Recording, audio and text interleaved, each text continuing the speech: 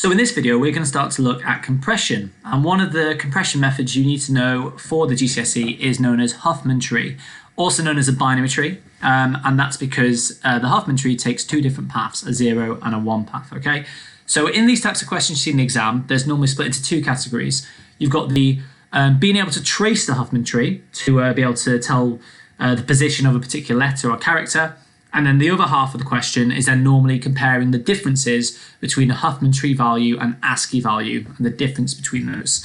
So we're going to talk about both of those, okay? So to start with, here's a picture of a Huffman Tree. And you can see that it's been used to represent the following string of characters. So you can see if we count the number of characters, there's 1, 2, 3, 4, 5 A's. That's why A appears here. G is, there's 4 G's and 2 S's and 2 H's. And how Huffman trees are generally designed is the most common letters appear near the top of the tree and the least common letters appear near the bottom, okay? Now, for the purpose of the GCSE exam, you don't need to be able to draw these. You're always given the Huffman tree, but you need to understand how to trace them. So the kind of question you get given is something like this. It will say, complete the code table below to fill in the missing characters. So what is the binary code?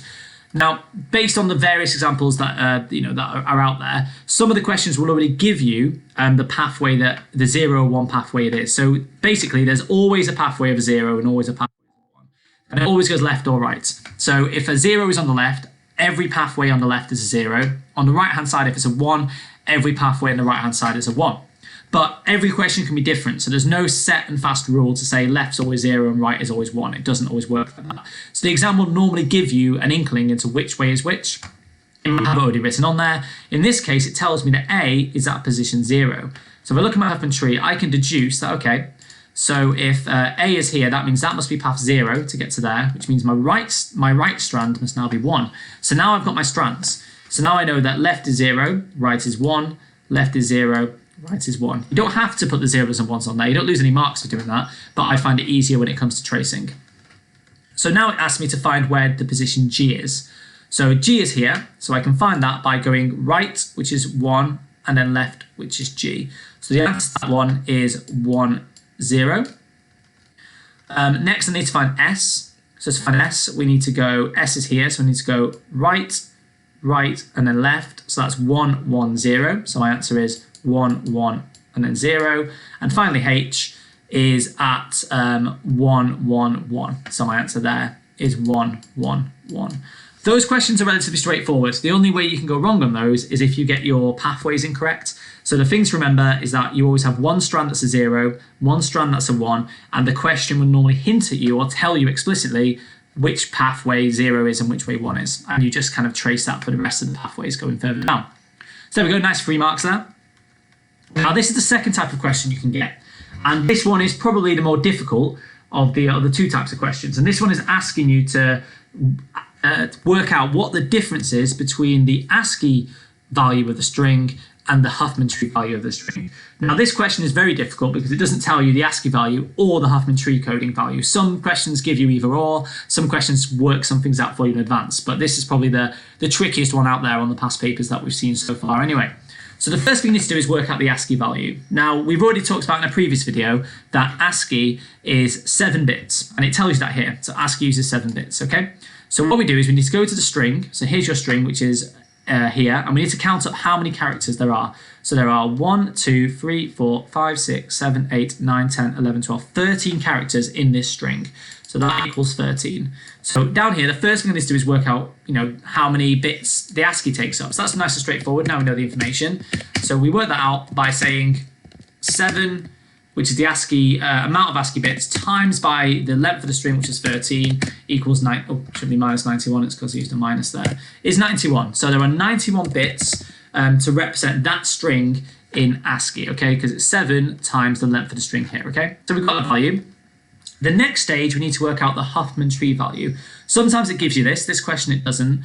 And now how we do this is it works on a hierarchy trend. So how Huffman Tree works with its compression is the higher up the table it is, the less space it takes up. And that's how it uses its data compression. So what you need to do is multiply each level by an incrementing number. So the top level we multiply by 1. Okay, so A5 times 1. The second level multiply by 2. The third level we multiply by 3, and so on. If there was a fourth strand, it'd multiply by 4, and so on, okay? So what we need to do here is we need to multiply the value of A, which is 5, by 1. So that's nice and easy. 5 times 1 obviously gives us 5. And now we need to find out the value of G. I'll put A in brackets here just so it's clear. If I actually click on it, back in the text box, there you go. Just put A in brackets, so that's A. Now we'll look at G. So there are 4 characters, 4 repetitions of G. So we need to multiply 4 by 2. So again, 4 by 2, which gives us 8.